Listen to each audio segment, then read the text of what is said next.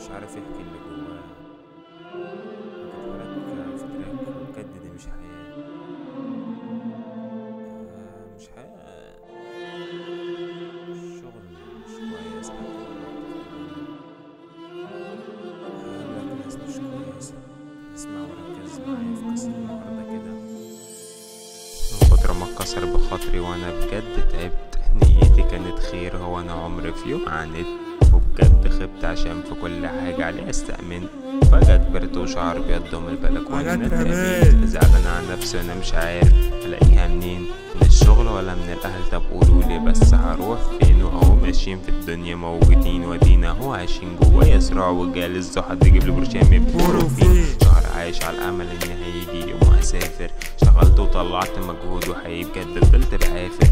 بعد العشم قلبي اتدفن ومديري كان راجل كافر، نيلة تاخدك راجل هبل ورا الحريم هيحان يا سافر. بجد شاطر عملت اللي في دماغك، انت كده خطير.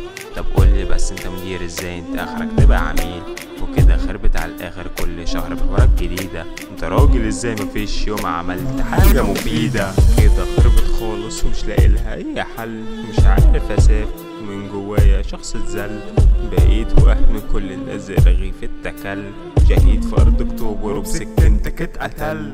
كده خربت خالص ومش لاقي لها اي حل، مش عارف اسافر ومن جوايا شخص اتذل، بقيت واحد من كل الناس زي رغيف اتكل، شهيد في ارض اكتوبر وبسكنتك اتقتل.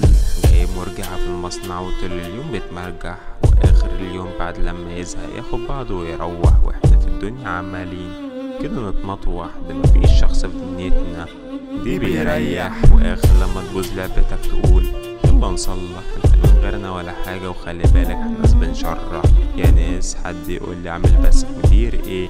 لو طلع راجل معفن وبيخاف يدفع الجنيه. بفتكر الليالي كل يوم وانا بتقطع، كنت عارف مش هسافر، ده انا كنت بتوقع نفسي ارجع صغير وارجع تاني بتدلع. جوايا شخص كبير كل ماله عمال بيولع، وحقيقي صحيح مش احنا اللي بنختار شغلنا، ولا عارفين نفرق بين الناس اللي بتكرهنا ومين بيحبنا.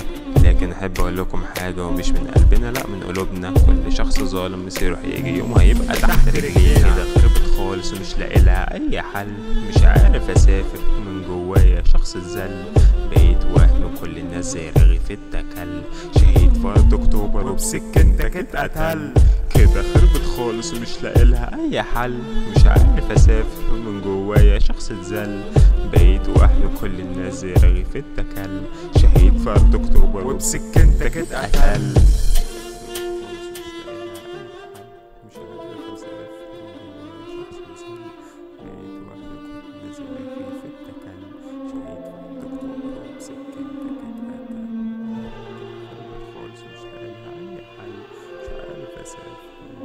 شخص اتذل، بقيت وهم كل الناس زي رغيف اتكل، شهيد في أرض أكتوبر وبسكنتك اتقتل.